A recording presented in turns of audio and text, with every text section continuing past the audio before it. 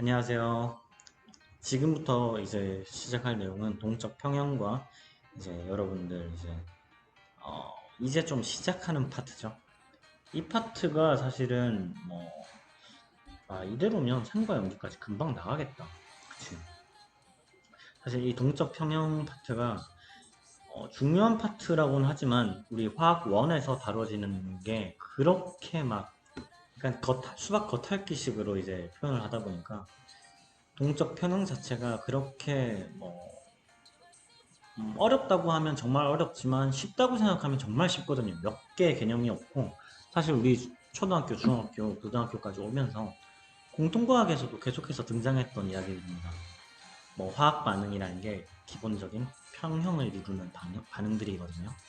거기에 대한 대체적인 모든 것들을 가지고 있는 분야가 동적 평형 파트예요. 왜냐하면 사실 산과 염기가 바로 이거 다음에 나오지만 산과 염기를 만드는 것도 동적 평형이고요.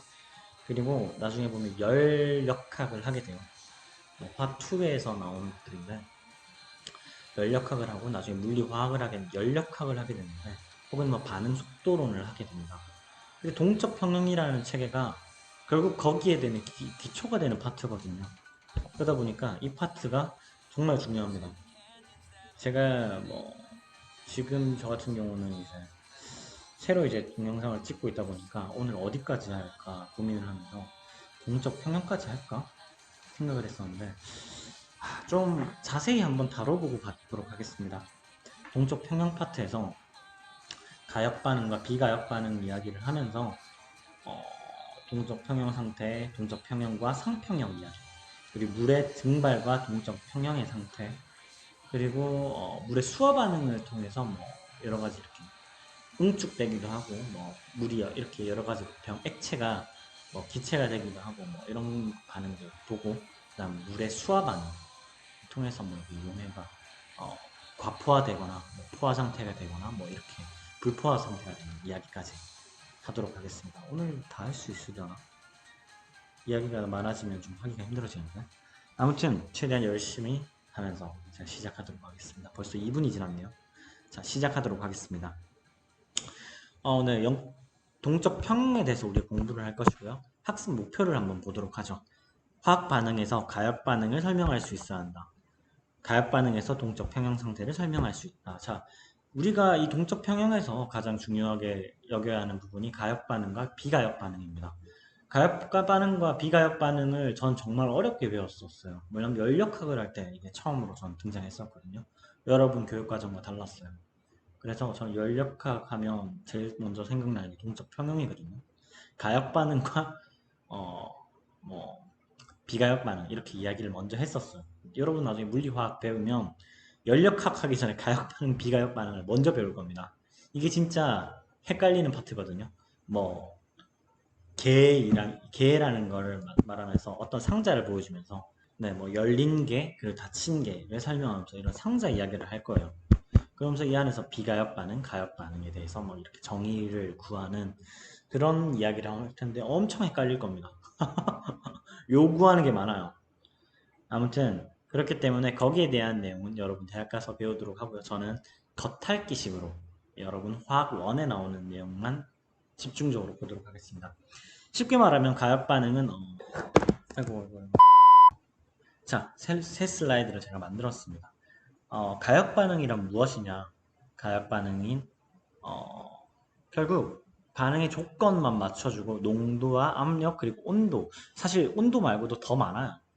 농도, 압력, 온도, 그리고 그 여러 가지 이제 그 상평형을 이루는 여러 가지가 있거든요. 나중에 가면 여러분 화1에서는 이 세 가지 정도만 기억하면 될 것 같은데 그런 조건들만을 주어준 상태에서 이게 왔다 갔다 하는 반응이에요.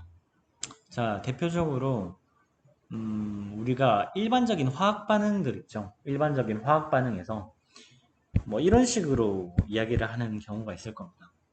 혹은 이런 식으로 혹은 그쵸? 저 반대는 없겠다. 자, 이런 식으로 하는 반응이 있을 텐데 나중에 가게 되면 유기화학을 배우게 되면 여러분들 어떤 화학 종들을 여러 가지를 공부하게 될 거예요. 우리가 익숙하게 아는 애들부터 먼저 하죠. 자, 이런 식으로 이게 평형을 이루게 되죠. 사실 우리가 알고 있는 이 물이라는 거는 대부분의 물은 평형을 이루고 있습니다. 대부분의 물은 평형을 이루고 있고요.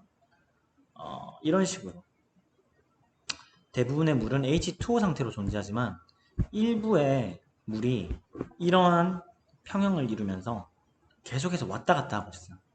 물론 H2O가 우리 중성이라고 하죠. 중성이라고 하는데 이 친구가 요 안에서 OH-도 되고 H 플러스 산도 되면서 우리 산염기 이 정도는 배웠죠.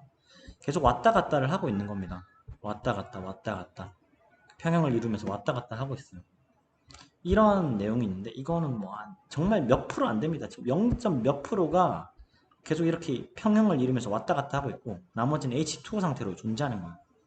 자, 이 평형을 이루면서 왔다 갔다 하는 애들을 우리는 동적 평형이라고 하고 가역 반응이라고 합니다. 하지만 우리가 여기서 실수하는 게 있죠. 한쪽으로 치우친 반응이 있습니다. 제가 이런 식으로 이야기를 했는데 여기에 대한 해당되는 반응들은 되게 어려워요. 제가 그래서 예를 굳이 들진 않겠습니다. 유기화학을 배우면 이런 화학 반응식을 여러 개를 목격하게 될 거예요. 한쪽으로 치우친 거죠. 반응 속도가 이쪽이 더 센 겁니다. 그래서 이게 한 90% 만들어지고요. 한 10%가 이게 존재를 하는 거예요. 이거 같은 경우는 아까 물의 수화에서 보면 50% 50%라고 생각을 하면 되거든요. 왔다 갔다가 똑같은 거야. 일정한 거. 하지만 하나 같은 경우는 뭐 이런 식으로 한쪽에서 정반응이 우세한 반응이라고 이야기를 하죠. 그리고 이건 역반응이 이제 우세하지 않은 반응이라고 정반응 우세 반응이라고 이야기를 합니다. 뭐 대부분 이런 식으로 나타내지는데 이런 것도 비가역 반응에 속합니다. 가역 반응에 속합니다. 비가역이 아니라 가역 반응에 속합니다. 자, 그렇다면 우리 비가역 반응이란 무엇일까요? 비가역 반응이란 무엇일까요? 비가역 반응을 하기 전에 제가 가역 반응의 예부터 이야기를 하죠. 자, 물의 상태 변화가 있습니다. 물이 상태를 변합니다. 이렇게 두 가지로 이렇게 나눠지게 되죠. 이게 첫 번째가 있고요. 두 번째가 있습니다. 두 번째가 동굴이 생성되는 거예요. 석회 동굴 아시나요? 그래서 이게 확실히 기억이 잘 안 나네. 제가 이걸 다 외우고 있는 게 아니라서. 동굴이니까 물이 있겠고 기체로 액체로 존재할 겁니다. 이게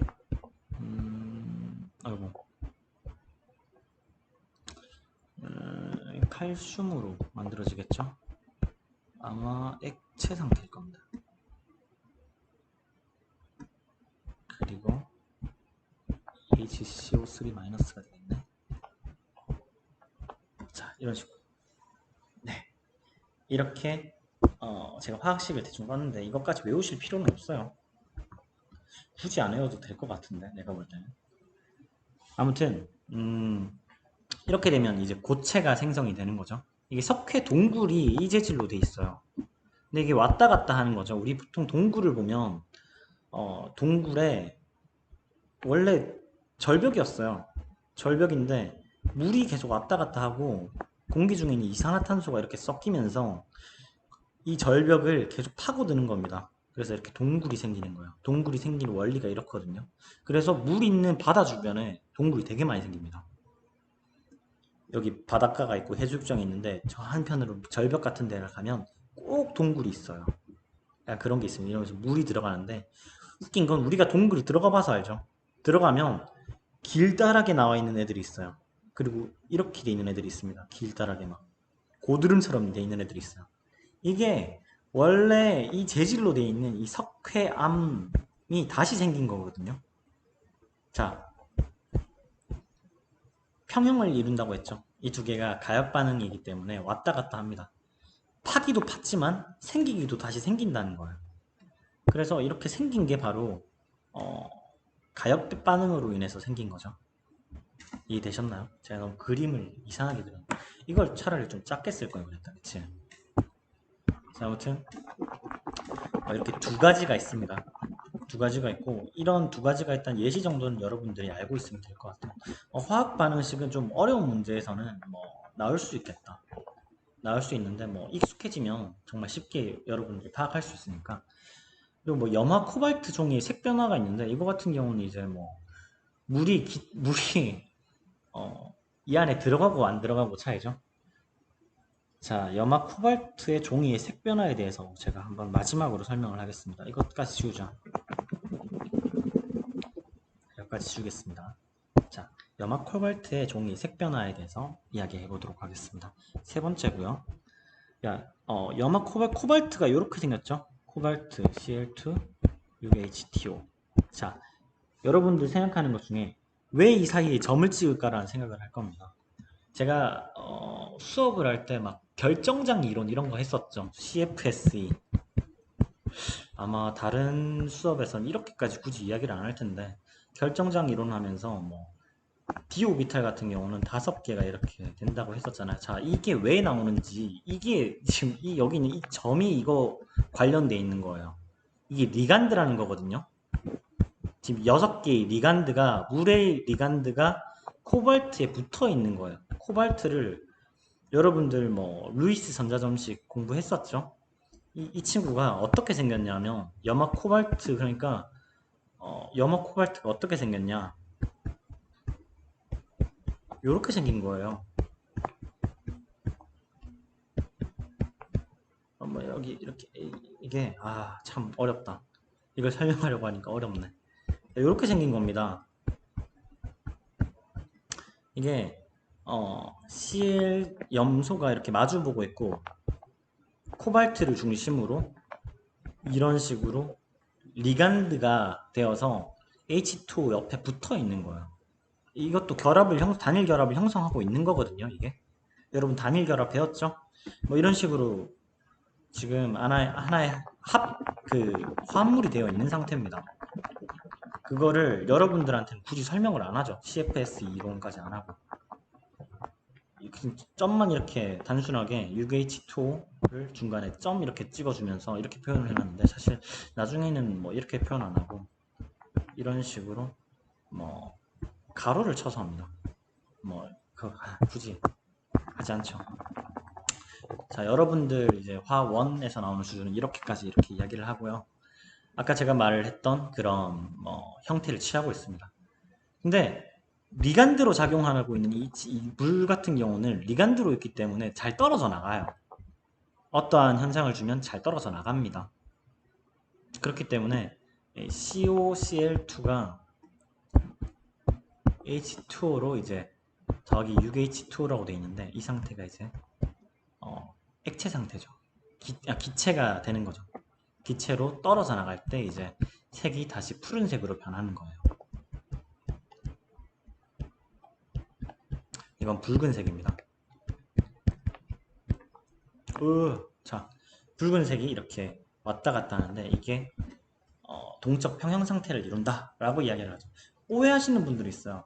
선생님, 고체로, 그러니까 이거 결국 그냥 기화 현상 아닌가? 물이 마르면서 이루어진 거 아닌가요? 이렇게 이야기하면서 물이 이제 기체가 되는 것도 가역 반응이라고 이야기를 하시는데, 물론 기체가 되는 것도 가역 반응에 속할 수는 있습니다. 하지만 여기서 말하고 있는 거는 기체로 이제 됐다는 걸 말을 하고 있는 게 아니라 요거 자체가 화합물이에요. 요거 자체가 화합물이라니까요. 붉은색으로 띄는 이유가 뭔지 아세요?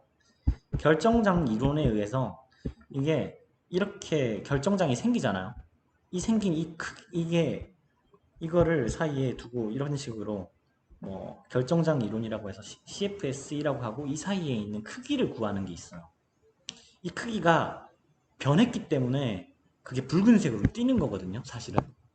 이게 색깔이 다른 이유가, COCl 같은 경우는 이 상태에서는 이 결정장 이론에 속하는 염소가 요 안에 포함이 되어 있는데, 염소만 포함이 되어 있다 보니까 전자가 뭐 몇 개 안 들어가요.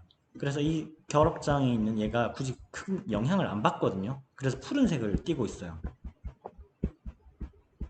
근데 H2O가 들어가면서 이 H2O가 전자를 주게 됩니다. 결합했다고 했죠? 루이스 전자 점식만 봐도 전자를 받아오는 걸 알 수 있어요. 결합을 통해서 그 전자를 공유를 하죠. 그러면서 이쪽에 전자가 들어가게 됩니다.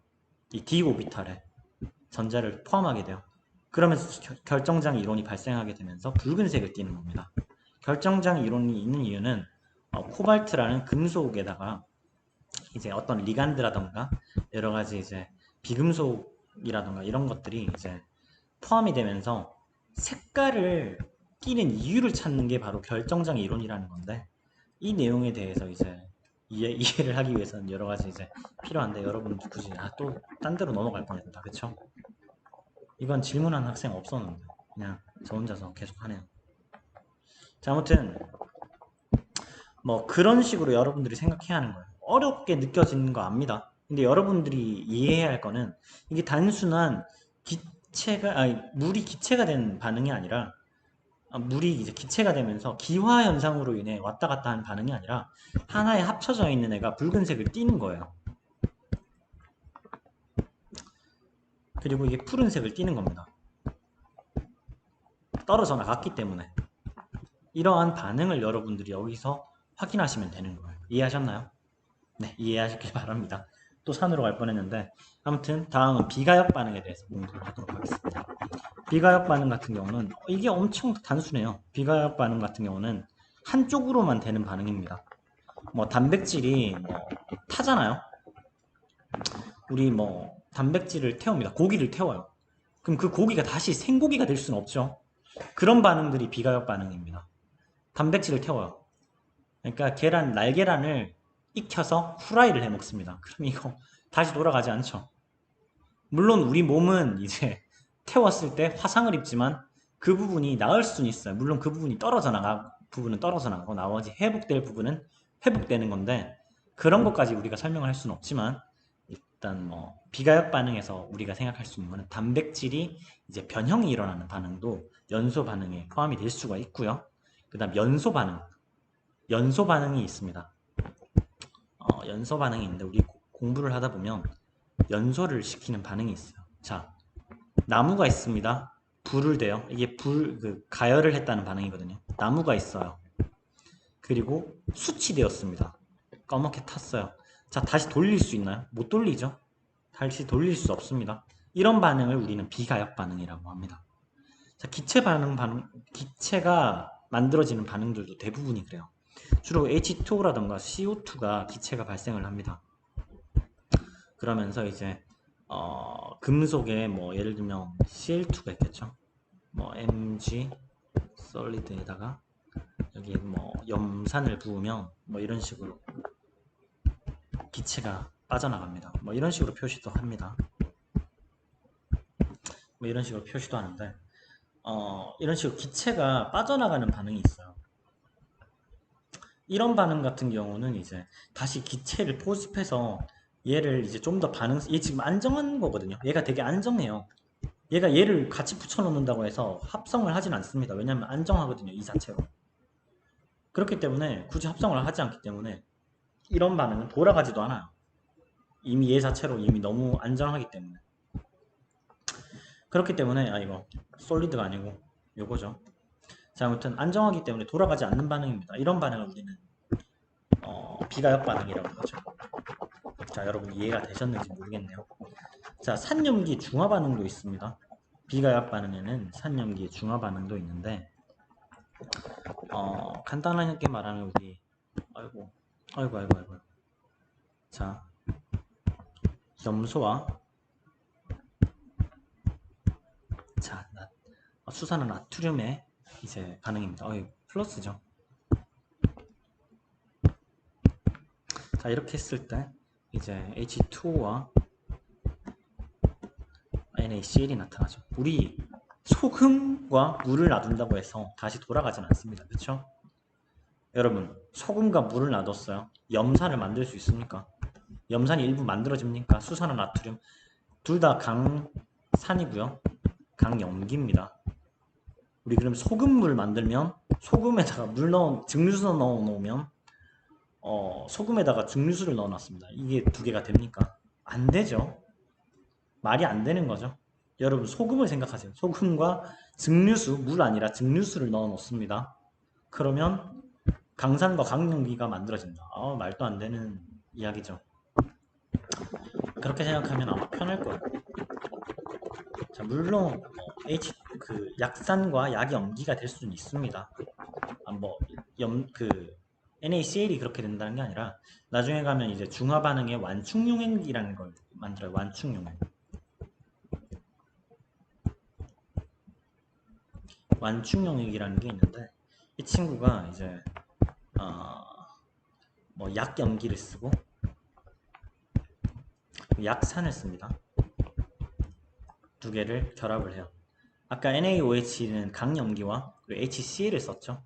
근데 그게 아니라 약염기를 쓰는 겁니다. 약산과 약염기를 써요. 그러면 그 사이에서는 동적 평형이 일어납니다. 완충 용액이기 때문에. 이런 경우는 우리가 비가역 반응이 아니라 가역 반응이라고 하죠. 헷갈릴 수도 있습니다. 그렇기 때문에 여기에 대해서는 크게 짚고 넘어가지는 않을게요. 이런 완충 용액이 있는데 물론 얘도 약산 염기와 산을 이용한 염기와 산을 이용한 반응이긴 해요. 근데 염기와 산을 이런 중화 반응이라고 해서 가역 반응이 비가역 반응인 거는 아닙니다. 무조건 비가역 반응은 아니에요. 이해하셨죠? 완충 용액을 이용해서 약염기와 약산을 한 경우는 왔다 갔다 합니다. 왔다 갔다 해요. 완충 용액이 무슨 뜻이냐면 뭐 간단하게 설명 마칠게요. 이것만 하고 자 오늘 수업 마치도록 하겠습니다. 약산과 약염기가 있는데 여기에다가 이제 NaOH를 집어넣어줘요. 엄청나게 강염기거든요. 근데 약염기와 과량의 약산이 포함되어서 지금 평형을 이루고 있는 중이야. 가역적인 평형을 이루고 있는 상태입니다. 그 상태에서 NaOH를 넣었을 때 자, 약염기와 약산이지만 강염기를 넣었어요. 어떻게 됐을까요? 강염기로 확 변할까요? 약산과 약염기가 들어가 있어요. 50대 50으로 들어가 있어요. 결국 중화가 돼 있는 상태입니다. 하지만 동적 평형이 일어나고 있는 상태야. 왔다 갔다 하고 있어. 50, 50으로 작용하고 있는 겁니다, 지금. 물론 50, 50까지는 아니고 뭐 좀 이렇게 작용하고 있겠지만 일부가 작용하고 있는 거겠지만 자, NaOH가 여기에 들어가는 거, 중화용액에 들어가는 거예요. 그러면 중화용액이기 때문에 강염기를 집어넣게 되면 강염기가 될 거예요. 아닙니다. 완충용액이기 때문에 약산과 약염기가 자, 강염기가 들어갔기 때문에 중화가 일어나면서 아니죠. 강염기가 들어갔다고 해서 이 중화긴 하지만 완충용액의 경우 약염기가 과량 들어가 있고 약산이 과량이 들어가 있는 상태이기 때문에 약염기를 띠게 됩니다. 그러니까 약염기라기보다는 정말 약한 염기성을 살짝 띄어요. 그러니까 pH의 변화 폭이 크지 않습니다. 강염기를 넣었음에도 불구하고 pH가 뭐 높아지지가 않아요. 강염기를 넣었음에도 불구하고. 여러분 나중에 pH 배우게 되겠지만 그게 바로 진짜 방칠인데 너무 알아보기 흉하게 돼 있다. 아무튼 그런 게 완충용액입니다. 자, 완충용액 뭐 굳이 우리 시험 범위에 나오진 않지만 여러분 알아두시면 좋아요. 나중에 이거 산염기할 때 잠깐 등장합니다. 그렇기 때문에 여러분들이 이 정도까지 알아두시면 나중에 대학을 가서 면접 볼 때도 뭐냐면 완충용액이 정말 중요하거든요. 완충용액이 정말 중요합니다. 우리 몸은 완충용액으로 되어 있어요. 우리 몸에 있는 많은 산염기들은 완충용액이 되어 있습니다. 그래서 우리가 크게 막 염산을 콸콸콸 먹지 않는 이상 몸이 어느 정도 버텨줘요. 그게 버텨주는 게 완충용액이라서 그렇거든요. 아무튼 그런 내용이 나중에 여러분들이 면접을 가게 되면 수능을 치면서 나중에 수시로 면접을 봐도 완충용액에 대한 이야기를 하십니다. 면접관들이. 그렇기 때문에 완충용액은 제가 중요하다고 느끼기 때문에 설명을 하는 거예요. 대학 과정이긴 하지만. 아무튼 네. 오늘 가역 반응과 비가역 반응만 이렇게 수업을 했는데 시간이 많이 걸렸네요. 아무튼 동적 평형에 대한 내용 계속해서 다루고 오프라인에서도 계속해서 다룰 예정이니까 여러분들 수업 많이 들어주시고요. 다음 시간에는 동적 평형 상태 상하평형에 대해서 좀 더 구체적으로 알아보는 시간 갖도록 하겠습니다. 다음 시간부터는 되게 빠르게 수업 진행하려고 합니다. 그러니까 오늘처럼 이런 일 없도록 하도록 하겠습니다. 아무튼 수고하셨습니다. 다음 시간에 뵙겠습니다.